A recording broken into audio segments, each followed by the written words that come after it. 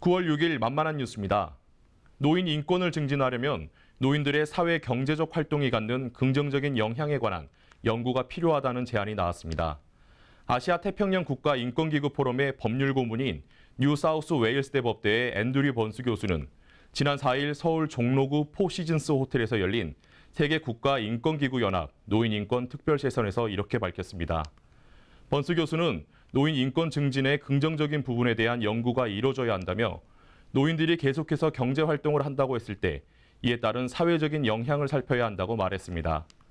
이어 각국 인권위들은 노인 인권에 관한 의무를 개발하고 문서화해야 한다며 노인 인권 관련 사안에 대해서 개별 국가 차원에서 인권위들이 발전시킨 뒤 향후 연구가 진행돼야 한다고 조언했습니다. 또한 번스 교수는 국가 차원의 지원이 충분하지 않기 때문에 인권위들이 역할이 중요하다며 인권위는 노인 인권 증진을 위해 비정부 기구 등과도 협업해야 한다고 제언했습니다. 최영애 신임 국가인권위원장은 노인 인권 특별 세션에서 유엔은 전 세계적으로 인구 고령화가 매우 급속히 진행돼 2050년 60세 이상 인구가 21억 명으로 늘 것으로 전망한다며 노인의 권리에 관한 새로운 국제법적 문서가 성안돼야 한다는 목소리에 귀를 기울일 필요가 있다고 말했습니다. 다음 소식입니다. 백운찬 울산시의원은 지난 3일 어린이집을 이용하는 장애 영유아의 이동권을 지원해야 한다고 밝혔습니다.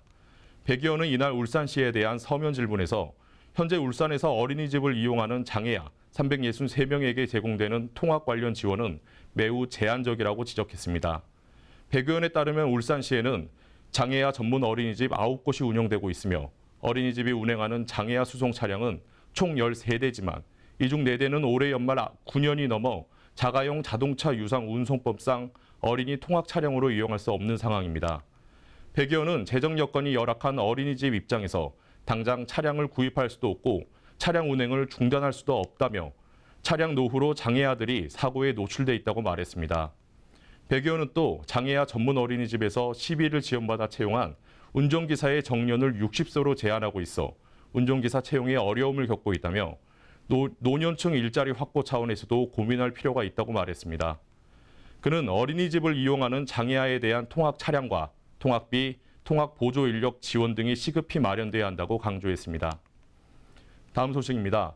대한장애인체육회는 남북체육회담의 후속 조치로 양측 선수들의 경기력 향상과 2018년 인도네시아 장애인 아시아 경기대회 공동 진출 기반 조성을 위해 남북 합동훈련을 실시한다고 밝혔습니다.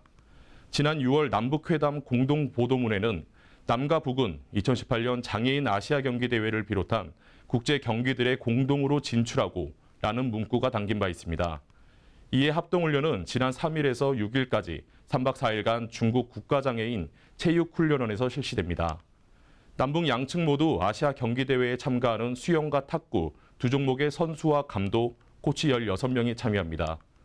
한편 이번 합동훈련 기간에는 양측 국가장애인 올림픽위원회, NPC 관계자들도 참여해 2018 인도네시아 장애인 아시아 경기대회 공동 입장 등 공동 진출 방안과 함께 향후 장애인 협력 방안 등에 대해서도 논의할 계획입니다.